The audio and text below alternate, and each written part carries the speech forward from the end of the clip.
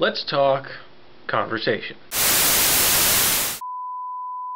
Now, a little bit about me. I like to talk a lot. If you notice, most of my videos with me talking in them are relatively long. Now, some of them get up there. And that's probably because I just like having conversation. And in fact, I even thought of an analogy as to how you could describe me when it comes to conversation. I'm like a conversation nymphomaniac. I can talk to anybody regarding pretty much anything for however long it lasts. You know, I have literally sat at a bar for over 8 hours and simply talked to people the whole time. And I wanted more. I wanted to keep going and have more conversation. Like right now I'm looking at Twitter and I haven't really been that chatty, surprisingly. But here's the thing. I'm more inclined to respond to people than I am to say something. Mostly because people don't respond to me. When people do respond to me, I pretty much always respond back. You know, it's really nice to have somebody initiate a conversation. It's really awesome when that happens because, well, I guess in a way it's kind of a bad thing maybe for them because they've opened the floodgates. It's just a wonderful pastime for me, and I think in a way it makes me look like I'm a loser because, what, you don't have anything better to do? All you do is just, you know, have a fucking conversation. Can't you, like, go out and actually do something productive? Well, the thing is that is my form of entertainment. That is my sport, I guess you could say. You know, I don't need to play competitive sports or competitive video games. I don't need to, you know, debate, I guess, is my competition. But the thing is I like to have a friendly debate. I don't really like it being overly opinionated or filled with assholery, I guess you could say. I guess, like with anybody, I want it to be civil. I like to be, I want to say intellectual, but I don't want it to sound pretentious either because I can be dumb as a fucking brick when it comes to some things. I mean, women, right? I don't understand them. They confuse the fuck out of me. And that's probably just going to happen for the rest of my life, so whatever. I can talk about anything, and the reality is I want to. I want to be able to know things about who you are. I want you to want to know things about me, because yeah, I like to talk about myself, but I also like other people to talk about themselves.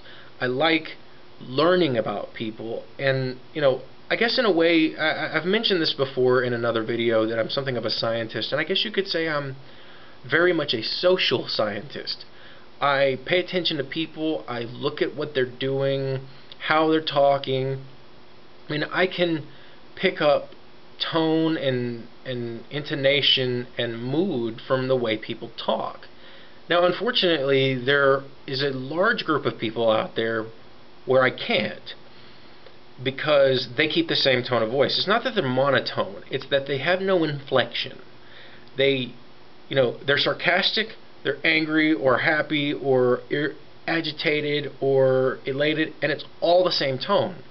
And for someone like me, being as animated as I am, who changes his tone all the time, up and down, left and right, it's kind of aggravating. I can't pinpoint anything in regards to that. And so people like that generally drive me up the wall. Not necessarily them specifically, but it's just that kind of behavior is hard for me to handle. You know, I really like people when it's not that they need to be passionate about something, but to show what it is they're feeling in some regard. If all you do is just say words over and over again and you don't really show any kind of, you know, facial changes, there's no intonation change, if the mood is different, it's not very interesting. I mean, I'm not really speaking monotone right now, but I'm not really putting any kind of inflection on anything. It's boring as fuck, is what I'm saying. You know, that's really hard for me to be interested in, because it's like, animate your words, come on. You know, it's like, yeah, I can read a book, and books are good, because good writers, good authors, they know how to animate the words. They know how to give emotion to the words. Movies, a good actor is going to be able to say a line, and they're going to be able to animate their feelings, their emotions, the circumstance well. And in doing so, that makes it more interesting, that makes it more involving, more relatable. And so, yeah, it's difficult when dealing with those people who show none of that.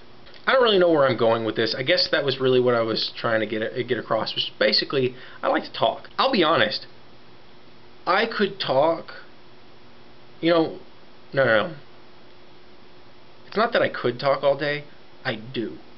I talk to myself when I'm by myself. And it's not that I'm, like, crazy. I mean, I guess you could call me crazy, maybe an accurate term. But it's that I problem solve like that. Sometimes maybe I'm having a problem with a person or a circumstance. And so what I'll do is I'll talk to myself. And generally, like, if the circumstances, let's say I got a problem with my car, I might, imagine having a conversation with, like, a mechanic. But I don't know who that mechanic is specifically. Now, let's say I'm having an interpersonal conflict. Somebody, let's say it's a friend, and I'm having a conflict with said friend in some regard. I will then imagine that I'm talking to them, but the thing is usually they don't talk back. And the reason why is because basically I'm just trying to say the things that I need to say, and then figuring out ways of accurately expressing that to that person, trying to remember how they might respond. It's sort of a preemptive game plan, I guess you could say. But I'm talking out loud. Additionally, I'm talking to a camera right now. But I talk in my sleep. At least this is what I've been told. So basically, when people tell me to shut up, that ain't gonna ever happen. Because I don't even shut up in my own damn sleep.